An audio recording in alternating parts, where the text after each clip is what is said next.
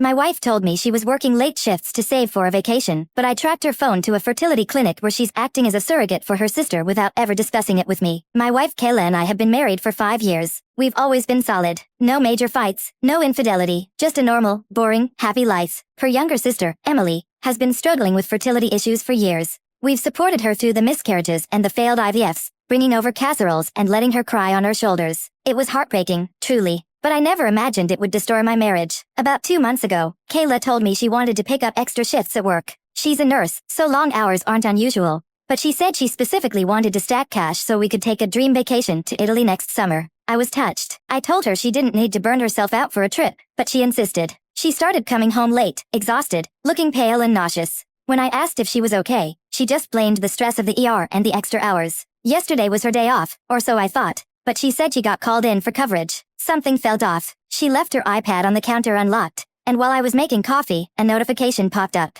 It wasn't a text, but a reminder, appointment at 2 p.m. I thought maybe she was sick and hiding it from me, so I did something I've never done before. I opened to find my app on my phone. She wasn't at the hospital. She was at a fertility clinic 3 towns over. My stomach dropped. A million thoughts raced through my head. Was she trying to get pregnant? We had discussed waiting another year. Was she sick? I drove there. I sat in the parking lot for an hour, feeling like a stalker, until I saw her walk out. She wasn't alone. Her sister Emily and Emily's husband were with her. They were hugging and crying happy tears. I drove home and waited. When she walked in the door at 6 p.m., she gave me the usual spiel about a crazy day in the ER. I sat on the couch and asked her to sit down. I told her I knew she wasn't at work. I watched the color drain from her face. She tried to stammer out an excuse, but I cut her off and told her I saw her at the clinic with Emily. She broke down. She admitted everything. She told me that Emily had run out of money for surrogacy agencies and was out of options. Kayla had volunteered to be her surrogate. She said they did the transfer weeks ago. She told me she was working late to go to appointments and rest because the hormones were making her sick. Then she dropped the bomb. She's pregnant. It took. I asked her why the hell she didn't tell me. She looked me in the eye and said she knew I would have logical objections regarding the health risks and the timing.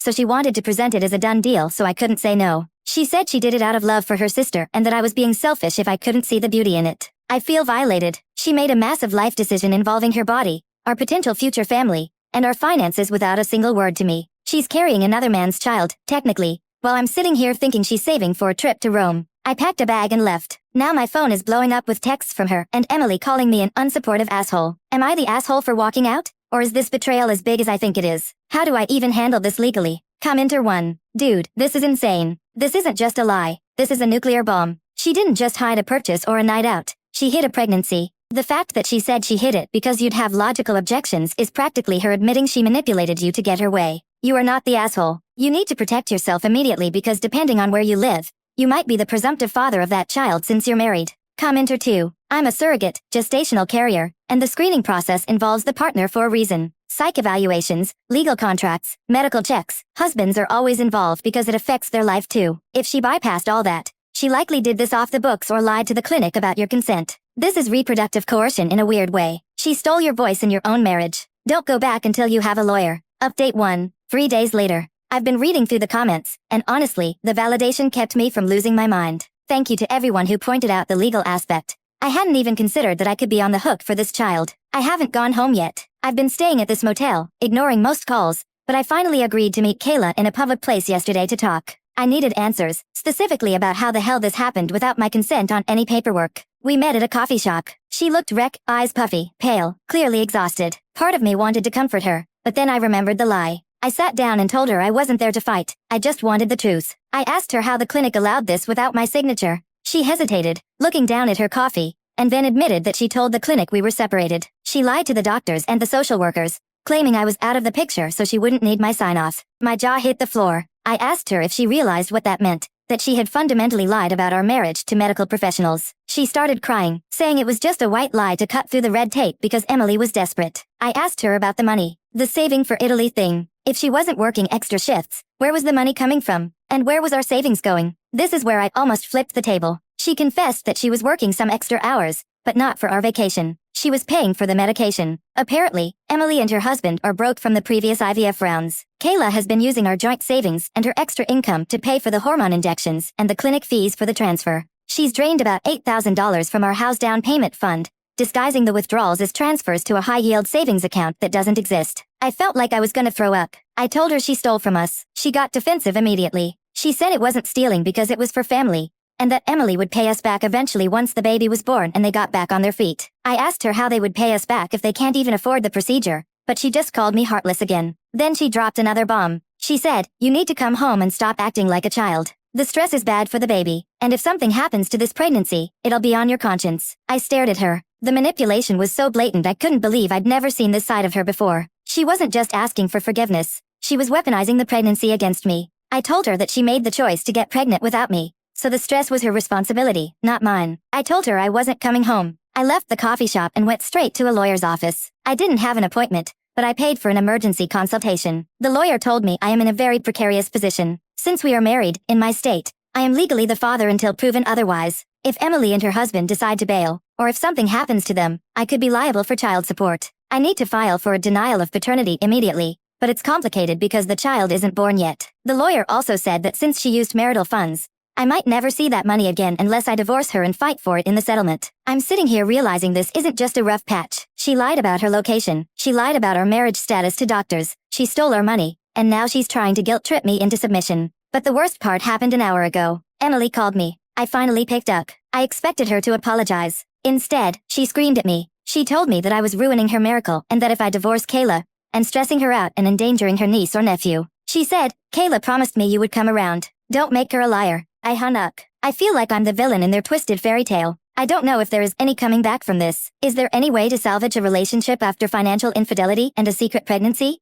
Or should I just listen to the lawyer and serve her papers now? Commenter 1. Don't make her a liar. Kayla is a liar. She made herself a liar. Emily is delusional, and Kayla is dangerous. The fact that she lied to the clinic about you being separated is actually fraud. She put you in legal jeopardy. You cannot salvage this. She didn't just break trust. She incinerated it and peed on the ashes. Serve the papers. Commenter 2. The audacity to say the stress is bad for the baby is textbook manipulation. She creates a chaotic situation and then blames you for the chaos. Listen to your lawyer. If you go back now, you are implicitly accepting this situation, and that might hurt you in court later. Stay in the motel. Document everything. Save those texts. Commenter 3. The money part is what seals it for me. $8,000? That's not a small amount. And she stole it to pay for a procedure for her sister who couldn't afford it. What happens when the baby needs medical care? Or Emily needs money for diapers? Kayla has proven she will prioritize Emily over you and your financial security every single time. You are the third wheel in your own marriage. Update 2. 2 weeks later. I wish I could say things have calmed down,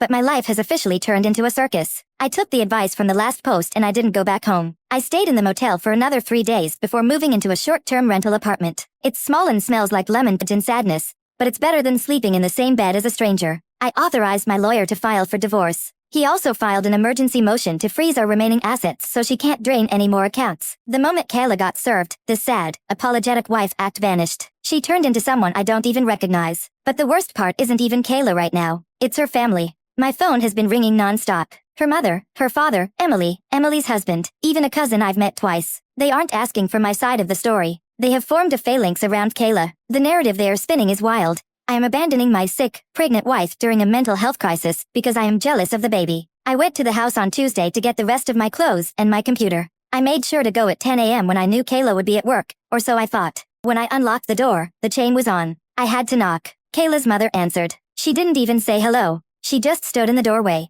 blocking my entry, and hissed that I had a lot of nerve showing up here after what I did. I told her I pay the mortgage and my name is on the deed, so she needs to step aside before I call the police. She looked like she wanted to spit on me, but she moved. The house was a disaster. Boxes everywhere. It looked like Emily had practically moved in. There were baby clothes, mood boards for a nursery, and prenatal vitamins scattered on the kitchen island. I went to the bedroom to pack. Kayla was there. She was in bed, looking green. She has severe morning sickness, apparently. When she saw me, she started crying, but it felt performative. She asked if I was happy now that I'd humiliated her. I ignored her and kept packing. Then she said something that made me freeze. She said, "You freezing the accounts meant Emily couldn't pay the rent on her apartment this month. They might get evicted. Are you proud of making a pregnant woman homeless?" I turned around and asked her why we were paying Emily's rent. Kayla went silent. I went to the home office and started tearing through the filing cabinet. I found a credit card statement I'd never seen before. It was under Kayla's name, but added to our credit line. It was maxed out. $15,000. She hadn't just used our savings. She had been funding Emily's life for months. Groceries, rent assistance, the IVF meds, consultation fees. I walked back into the bedroom and threw the statement on the bed. I told her she financially ruined us for a sister who treats her like a rental car. Kayla screamed at me to get out. I left. But now, the guilt is eating me alive. Not because I think I'm wrong, but because everyone is telling me I'm a monster for stressing her out when she's physically ill. Her family is threatening to blast me on social media for abandoning her. Should I get ahead of this and tell people the truth? Or stay silent and let the lawyers handle it? Commenter 1. Do not post on social media. I repeat, do not post. Anything you say can be twisted and used against you in the divorce proceedings. Let them scream into the void. If they post lies that affect your job or reputation, your lawyer can send cease and desist letters for defamation. The $15,000 credit card debt is a huge deal. That's marital debt she wrapped up secretly. You need that documented ASAP. Commenter 2. The irony that she asked if you were proud of making a pregnant woman homeless, while she was actively making you homeless and bankrupt. The projection is off the charts. Emily is a parasite, and Kayla is the host. You are just the nutrient supply they were draining. You cut the cord, and now they are panicking. Stay strong. Commenter 3. The fact that Emily has practically moved in tells you everything. They are replacing you.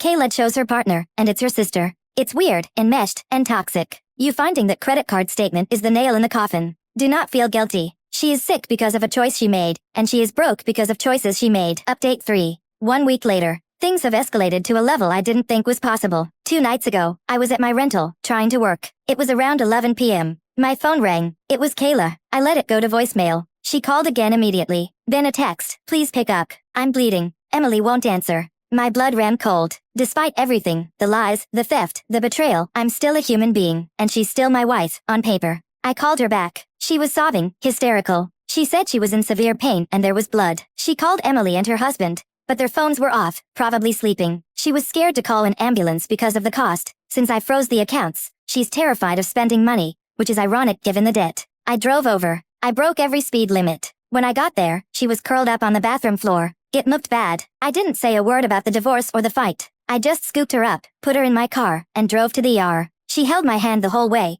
squeezing it so hard my fingers went numb. She kept whispering, I'm sorry, please don't let the baby die. It was gut-wrenching. I felt this bizarre mix of pity and detachment. I looked at her and realized I didn't feel love anymore. I just felt tired. At the hospital, they rushed her back. I had to fill out the paperwork. I sat in the waiting room for an hour, staring at the wall. Finally, the doors burst open. It wasn't a doctor. It was Emily and her husband, Jimmy. Emily didn't even look at me. She ran past me to the nurse's station, demanding to see her surrogate. The nurse told her she couldn't go back yet. Emily turned around and finally saw me. She marched over, face red, and poked me in the chest. She said, "What did you do to her? She was fine yesterday. You must have said something to upset her. If she loses this baby, I will sue you for everything you have." I stood up. I'm a calm guy usually, but I snapped. I swatted her hand away. I told her that while she was sleeping, I was the one carrying her sister off the bathroom floor. I told her that Kayla is in this state because her body is rejecting the stress of carrying a child for a sister who can't even pay her own rent. Jimmy stepped in, trying to act tough. "Watch your mouth, man." I looked at Jimmy and laughed. It was a dark, humorless laugh. I told him I knew about the $15,000 credit card debt. I told him I knew they were living off my salary.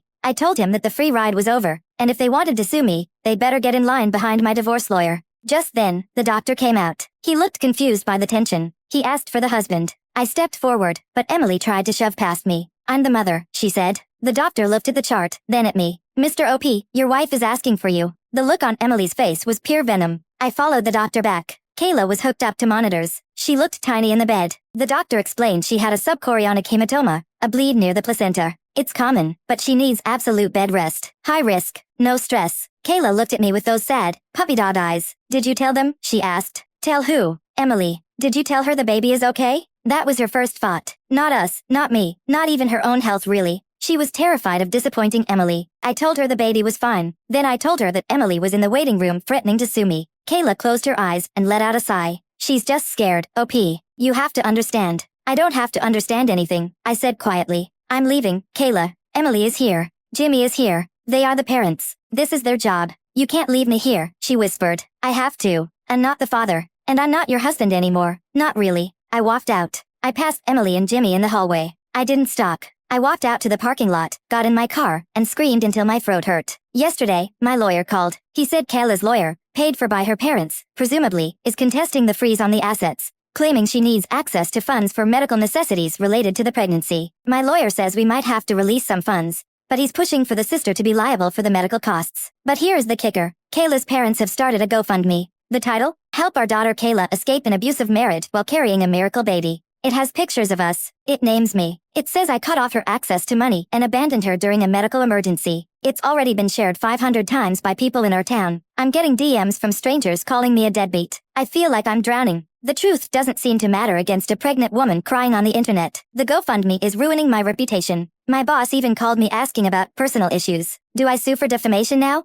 Or will that make me look like the bully they say I am? Commenter 1. This is nuclear war. They have publicly named you and accused you of abuse. That is defamation per se. You need to send that link to your lawyer immediately. He can get a court order to take it down. Do not worry about looking like a bully. They are trying to destroy your livelihood so you can't fight them in court. Defend yourself. Commenter 2. I am shaking with rage for you. Abusive marriage? She stole $15,000 and got pregnant by another couple without your consent. You need to release a statement. Not a rant, but a factual statement through your lawyer. Mr. OP is in the process of divorcing his wife due to financial infidelity and her decision to become a surrogate without his knowledge or consent. He is not the father of the child. The allegations of abuse are false and are being addressed legally. Kill the rumor mill with dry, hard facts. Update 4. 10 days later. I took the advice. I didn't stay silent. I declared war. My lawyer, who I shall now refer to as the Shark, was ecstatic when I sent him the link to the GoFundMe. He said it was the stupidest thing they could have done. Within 24 hours, he sent a cease and desist letter to Kayla's parents and Emily, and he contacted GoFundMe's legal department with proof of the divorce filing, which cites financial infidelity and fraud regarding the surrogacy. The fundraiser was taken down for violating terms of service before they could withdraw a dime. But the real battle was at my job. I sat down with HR and my boss. I was shaking, terrified I was about to be fired because of a lie. I laid it all out. I showed them the credit card statements showing the $15,000 debt racked up at fertility clinics. I showed them the text messages where Kayla admitted to lying to the doctors about my consent. My boss looked horrified. By the end of the meeting, he patted me on the back and told me to take the rest of the week off to handle my affairs. He said, "We judge you on your work, OP, not your crazy in-laws." The silence from Kayla's camp was deafening for about 48 hours. Then, the dam broke. Kayla called me. I didn't answer. Then she sent a voice note. I listened to it against my better judgment. She wasn't yelling. She sounded broken. She whispered, "Emily kicked me out." Apparently, when the GoFundMe got nuked and the legal threat arrived, Emily lost her mind. She blamed Kayla for not controlling me. Since Kayla is on bed rest and can't work, and I froze the accounts, she is officially a financial burden to them. Emily and Jimmy, who live in a 2-bedroom apartment, didn't want to deal with a sick, bedridden woman who wasn't bringing in money. They sent her to her parents' house. But here is the kicker. Her parents are furious at her too. They are embarrassed that the GoFundMe was flagged for fraud. They are blaming Kayla for messing up the marriage and losing access to my income. Kayla asked if she could come home. She said, "I realized you were the only one who actually cared about me, not the baby. They only care about the incubator. Please, OP, I'm scared." It was the moment I had waited for, the vindication. But I didn't feel happy. I just felt exhausted. I texted her back, "You can't come here. Talk to your lawyer. Do not contact me again." The hardest part was going to the house to prep it for sale. My lawyer said we need to liquidate the asset. I walked through the nursery Emily had set up in my guest room. I saw the crib. I saw the little sign that said, "Anti-Kayla's gift." I tore the sign down. I felt like I was exorcising a ghost. She is claiming she has nowhere to go and her blood pressure is spiking, which is dangerous for her and the baby. Is it inhumane to keep the house off limits? Or am I just enforcing boundaries? Commenter 1. You are not her husband anymore. You are her legal adversary. If she has nowhere to go, that is on her parents and Emily. Emily wanted this baby? Emily can house the mother. Do not let her back in. If she crosses the threshold, she establishes residency again, and you'll never get her out. Her blood pressure is not your responsibility. Commenter 2. Anti-Kayla's gift? More like Anti-Kayla's sacrifice. It's tragic that she realized the truth too late. But that doesn't mean you have to set yourself on fire to keep her warm. She made a series of catastrophic decisions. If you take her back now, you absorb the debt, the drama, and the baby. Stay away. Commenter 3. The fact that Emily kicked her out the second the money dried up proves you were right about everything. They are vultures. Kayla is the carcass. You escaped. Don't walk back into the feast. Final update. 6 months later. I'm writing this from a balcony in Rome. Yes, I finally made it. The view is incredible, the wine is cheap, and for the first time in half a year, my chest doesn't feel tight. The divorce was finalized 2 weeks ago. It was ugly, expensive, and draining, but the shark earned every penny. Here is how the dust settled. The judge was not amused by Kayla's financial creativity. Because she used marital funds for a non-marital purpose, surrogacy for a third party, without my consent, the judge assigned the entirety of the $15,000 credit card debt to Kayla. I kept my 401k. We had to sell the house. The equity was split 60-40 in my favor due to the dissipation of assets she caused. It wasn't a total win. I still lost money on lawyer fees, but I walked away with enough to start over. This was the most stressful part. Because the baby was born while we were legally married, I was the presumptive father. We had to do a DNA test immediately after birth to prove I wasn't the father so I could be removed from the birth certificate. The test came back negative, obviously. I signed the denial of paternity, and Jimmy signed the acknowledgement. I am legally free of that child. Kayla gave birth 2 months premature due to preeclampsia. The baby, a boy, was in the NICU for weeks. From what I heard through mutual friends, the medical bills are astronomical. Since Kayla lied to her insurance about me being the father/partner initially, there was a huge mess with coverage. Emily and Jimmy are apparently drowning in debt. I saw her one last time at the final mediation. She looked 10 years older. She's living in her parents' basement. She told me that Emily barely lets her see the baby. Apparently, Emily is jealous of the bond Kayla has with the child and wants to establish herself as the real mom. So she has pushed Kayla away. Kayla ruined her marriage, her finances, and her credit score for a sister who discarded her the moment the baby was handed over. She tried to apologize to me in the parking lot. She said, "I thought I was doing something noble. I didn't think I'd lose you." I looked at her and felt nothing. Not hate, not love, just indifference. I told her, "You didn't lose me, Kayla. You gave me away. I'm doing okay. I'm in therapy dealing with the trust issues. It's hard to date because I'm constantly wondering if people are hiding things from me. But I'm rebuilding. I booked this trip to Italy alone. I thought it would be sad, doing the dream vacation solo, but honestly, it's liberating. I'm eating pasta, drinking wine, and I don't have to pay for anyone's sister's IVF. To everyone who commented on my first post, you saved me. When I was sitting in that Motel 6, gaslight into thinking I was the crazy one, you guys gave me the spine to go to a lawyer. You reminded me that no is a complete sentence. I'm going to finish this bottle of Chianti and delete this account. I'm leaving the drama in the States. Ciao.